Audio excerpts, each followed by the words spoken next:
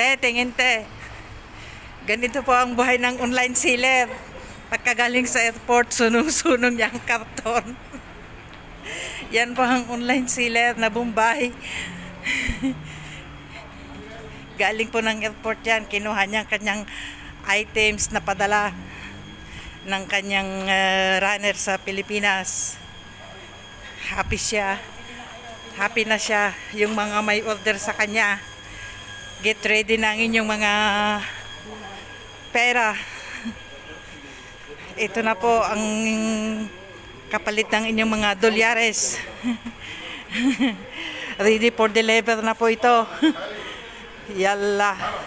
See you guys.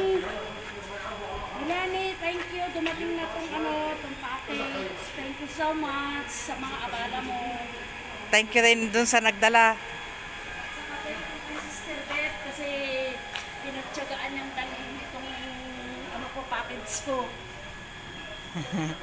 Thank you, Sister Beth. God bless you.